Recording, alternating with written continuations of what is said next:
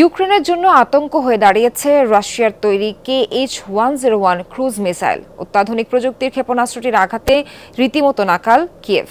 পশ্চিমাদের থেকে পাওয়া আকাশ প্রতিরক্ষা ব্যবস্থা দিয়েও ঠেকানো যাচ্ছে না এই মিসাইল। শত্রুপক্ষের চোখ ফাঁকি দিয়ে টার্গেটকে নিমিষে ধুলোয় মিশিয়ে দিতে সক্ষম KH-101।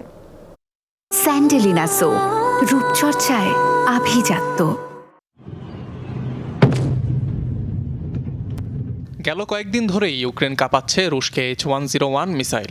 একদিকে নির্ভুল লক্ষ্যভেদ আর ব্যাপক ধ্বংসযজ্ঞের ক্ষমতা, অন্যদিকে রাডার ফাঁকি দেওয়ার সক্ষমতার কারণে ইউক্রেনীয় বাহিনীর আতঙ্কে পরিণত হয়েছে এই মিসাইল। সাবসনিক ধরনের এই মিসাইল অবশ্য রুশ বাহিনীর বহরে নতুন নয়। 2012 সাল থেকে এটি রয়েছে রুশ সমর ভাণ্ডারে। তবে এত ব্যাপক ব্যবহার হচ্ছে এই প্রথমবারের মতো। 7.45 মিটার উচ্চতার ব্যালিস্টিক ক্ষেপণাস্ত্রটির ওজন প্রায় 2500 কেজি। বহন করতে পারে 450 কেজির মতো বিস্ফোরক। ফলে ব্যাপক ধ্বংসযজ্ঞের সৃষ্টি করতে পারে এই মিসাইল। টার্বোজেট ইঞ্জিন থাকায় প্রতি ঘন্টায় ছুটতে পারে 900-ও বেশি কিলোমিটার গতিতে। উঠতে পারে একটানা 10 ঘন্টা পর্যন্ত। মূলত আকাশ থেকে ভূমিতে আঘাত হানে এটি।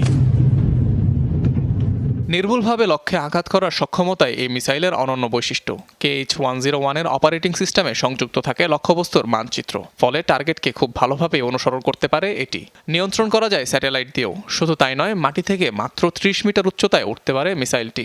সক্ষম যে কোনো এয়ার ডিফেন্সের রাডারের চোখ ফাঁকি দিতে। এ কারণে ইউক্রেন যুদ্ধে এই মিসাইলকে ঠেকাতে রীতিমতো ব্যর্থ পশ্চিমাদের আকাশ প্রতিরক্ষা ব্যবস্থা। অত্যাধুনিক এই মিসাইলের রেঞ্জ 2500 থেকে 2800 কিলোমিটার পর্যন্ত, যে কারণে নিজেদের আকাশসীমা ব্যবহার করেই খুব সহজেই আরেক দেশে হামলা করতে পারবে মস্কো, যার সবশেষ উদাহরণ কিয়েভের শিশু হাসপাতালে হামলা। 101 ছাড়াও KH সিরিজের রয়েছে আরও কয়েকটি সংস্করণ, যার মধ্যে অন্যতম KH-102, 5532 এবং 22। অনিক রহমান, যমুনা নিউজ।